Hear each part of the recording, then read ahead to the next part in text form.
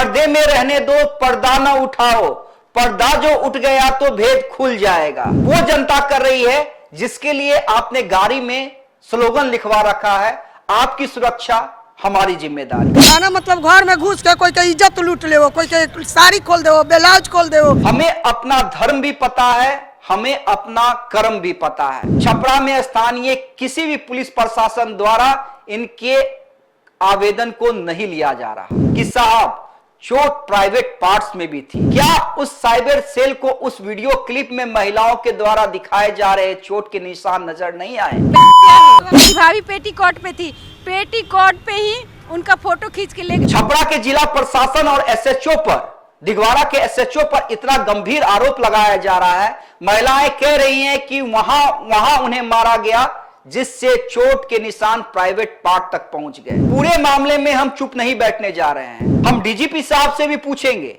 और हम कानून के जानकारों से भी पूछेंगे। रूम में बंद करके मारा है कि तो लाइटिंग करेंगे तो थोड़ा पता चले। नमस्कार, देशवा न्यूज देख रहे हैं आप, आपके साथ मैं अमित झा।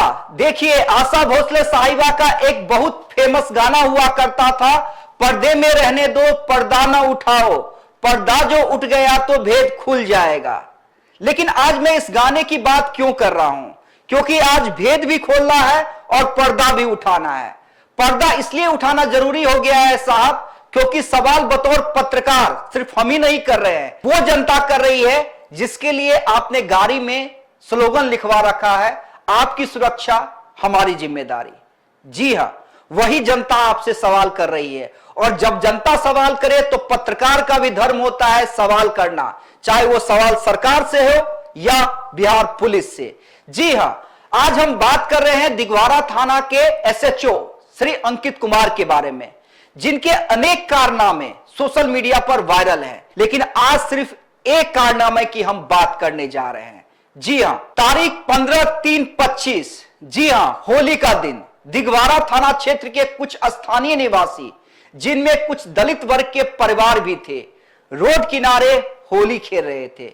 डीजे भी बज रहा था साहब। इसी बीच कुछ राहगीरों ने दिगवाड़ा थाना में शिकायत की, स्थानीय लोग रोड पर आते जाते लोगों को बेवजह परेशान कर रहे हैं। सूचना पाकर दिगवाड़ा थाना घटनास्थल पर पहुंचती है, जहां पर थाना द्वारा कहा जा रहा है कि उनके साथ लोगों ने बदतमीजी की, जबकि दूसरे पक्ष का यह कहना है उनके परिवार के पुरुष सदस्यों को पुलिस गिरफ्तार कर रही थी, महिलाओं को बेवजह पीटा जा रहा था।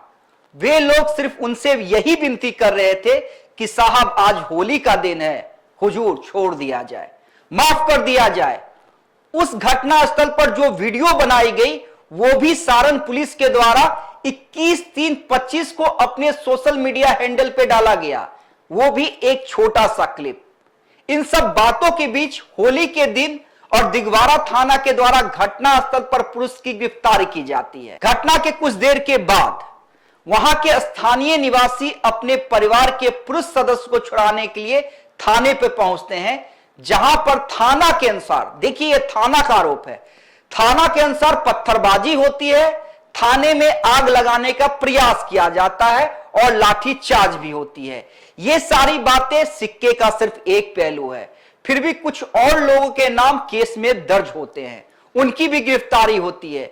सभी संबंधित लोगों को जेल भेज दिया जाता है। अच्छी बात है, पुलिस प्रशासन को काम करना चाहिए, उसमें किसी को कोई दिक्कत नहीं है। बल्कि अगर ऐसी कोई भी घटना घटी तो 15 तारीख के बाद इससे संबंधित प्रेस विज्ञप्ति, जो प्रेस रिलीज जारी होता है विभाग के द्वारा, 16 तारीख को ही पुलिस को अपनी वेबसाइट पे डाल देना चाहिए था। यह एक अहम सवाल है, लेकिन उसने ऐसा नहीं किया।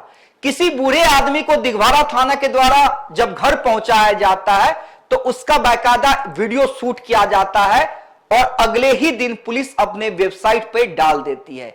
लेकिन इतनी बड़ी घटना घट गई, थाने में आग लगाने की कोशिश हुई, पत्थरबाजी की घटना घटी, 4 से 5 लोगों की गिरफ्तारी हुई। इससे संबंधित कोई भी प्रेस रिलीज या विज्ञप्ति 16 तारीख को नहीं डाला जाता है, जबकि घटना 15 तारीख को घट चुकी थी। तो क्या यह मान लिया जाए कि घटना के संबंध में जिले के पुलिस अधीक्षक महोदय को जानकारी नहीं दी गई? 15, 16, 17, 18, 19 इतने दिन बीत गए और 21/3/25 को कुछ समाज सेवियों और एनजीओ को कॉल आता है, जिसमें यह बताया जाता है कि छपरा के दिगवारा थाना के एसएचओ के द्वारा कुछ महिलाओं को, जिसमें कुछ दलित भी हैं, उनकी जबरदस्त पिटाई की गई है और वे लोग बिहार के डीजीपी महोदय के पास अपनी शिकायत लेकर आए हैं।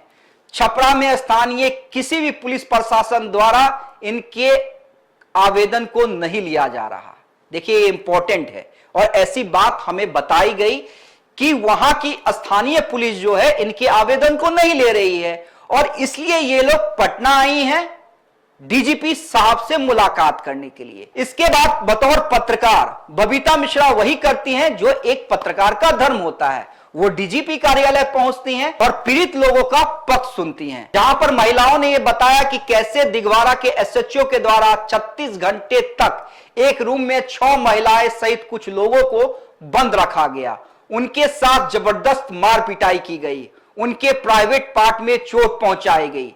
जख्मों के कुछ निशान को महिला होते हुए भी अपनी लज्जा को दरकिनार कर उन लोगों ने कैमरे में दिखलाया।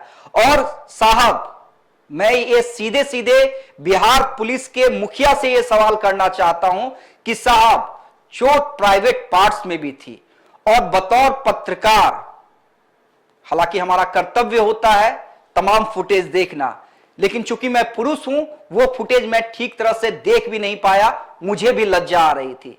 चूंकि बबीता मिश्रा जो हमारी ब्रांड एम्बेसडर है, महिला है, उन्होंने तमाम आप बीती को सुना और ना सिर्फ सुना बल्कि महसूस भी किया गया। महिलाओं के द्वारा बताई गई उनकी आप बीती को देशवा न्यूज ने सोशल मीडिया के सभी गाइडलाइन को पूरा करते हुए अपने चैनल पर इसे प्रसारित किया। देशवा न्यूज के साथ साथ अनेक सोशल मीडिया प्लेटफॉर्म ने इस खबर को दिखाया, जिसमें कुछ नेशनल चैनल भी हैं, बड़े बड़े प्रिंट मीडिया हाउस भी हैं। लेकिन छपरा के साइबर सेल को सिर्फ 11 सोशल मीडिया प्लेटफॉर्म ही दिखे जिसमें कहा गया कि खबर भ्रामक है, बाकी सारे मीडिया हाउस दूध से धुले हुए हैं। और छपरा के साइबर सेल ने बिहार के 11 सोशल मीडिया प्लेटफॉर्म के पत्रकारों को गैर जमानती धाराओं में अपराधी बनाकर उनको जेल भेजने की तैयारी कर ली। लेकिन अब देशवा न्यूज छपरा के जिला प्रशासन पुलिस के साथ साथ माननीय मुख्यमंत्री नीतीश कुमार, जो गृह मंत्री भी हैं, उनसे एक सवाल करना चाहता है। जिस वीडियो क्लिप के आधार पर छपरा के साइबर सेल ने बिहार के 11 प्रबुद्ध पत्रकारों को गैर जमानती अपराध में जेल भेजने की तैयारी की, क्या उस साइबर सेल को उस वीडियो क्लिप में महिलाओं के द्वारा दिखाए जा रहे चोट के निशान नजर नहीं आए, या उनके द्वारा जो बयान दिए जा रहे थे वो नहीं सुनाई दी? साइबर सेल के कानों तक वो बयान नहीं पहुंचा जिस तत्परता से बिहार के 11 पत्रकारों के विरुद्ध आपने अपने साइबर थाना में केस दर्ज किया गया, आपने अपने साइबर थाने में केस दर्ज किया, क्या उसी तत्परता से दिगवारा थाना क्षेत्र में इन महिलाओं के साथ इतनी हैवानियत किसने की, यह जांच का विषय नहीं है। छपरा के जिला प्रशासन और एसएचओ पर, दिगवारा के एसएचओ पर इतना गंभीर आरोप लगाया जा रहा है। महिलाएं कह रही हैं कि वहां उन्हें मारा गया जिससे चोट के निशान प्राइवेट पार्ट तक पहुंच गए, बच्चों को भी नहीं छोड़ा गया। तो क्या ये आरोप और वीडियो साइबर सेल को दिखाई नहीं दे रहे हैं? इनके आरोप में सच्चाई है या नहीं है? अगर इनके द्वारा छपरा पुलिस प्रशासन के द्वारा शिकायत संबंधी आवेदन को नहीं लिया जा रहा, तो क्या साइबर सेल को इस बात की जांच नहीं करनी चाहिए थी? देखिए, एक अहम सवाल है, ये अहम सवाल है और बतौर पत्रकार हम पूछते रहेंगे साहब। हमें अपना धर्म भी पता है, हमें अपना कर्म भी पता है, हमें भी ये भी पता है कि सोशल मीडिया के क्या गाइडलाइन होते हैं, हमें यह भी पता है कि न्यूज कैसे चलाए जाते हैं, हमें यह भी पता है कि ना सरकार से डरना चाहिए, ना मुख्यमंत्री से डरना चाहिए, ना डीजीपी से डरना चाहिए, ना डीएम और एसपी साहब से डरना चाहिए। डरना तभी चाहिए जब हम गलत हैं, और हम गलत नहीं है साहब। हम गलत इसलिए नहीं है क्योंकि इन महिलाओं के अंगों पर जो चोट पहुंचे हैं वो झूठे नहीं हैं, वो निशान हमारी ब्रांड एम्बेसडर बबीता मिश्रा ने देखे हैं और इसी आधार पर हमने न्यूज चलाया है। आप केस कर सकते हैं, अगर आपको लगता है कि हम एक पक्षीय खबर दिखला रहे हैं तो आपका हक है, आप हम पे केस करें। लेकिन हम यह भी उम्मीद करेंगे साहब कि आपके एसएचओ पे जो गंभीर आरोप इन महिलाओं के द्वारा लगाए गए हैं उसकी जांच कौन करेगा? देखिए, वैसे तो अनेक वीडियो अंकित कुमार के सोशल मीडिया पे वायरल हैं, और क्या साइबर सेल को सोशल मीडिया पे वायरल वीडियो की जांच नहीं करनी चाहिए? मैं सिर्फ इस वीडियो की बात नहीं कर रहा हूं, मैं कई सारे वीडियो की बात कर रहा हूं, वो साइबर सेल तक नहीं पहुंचा होगा।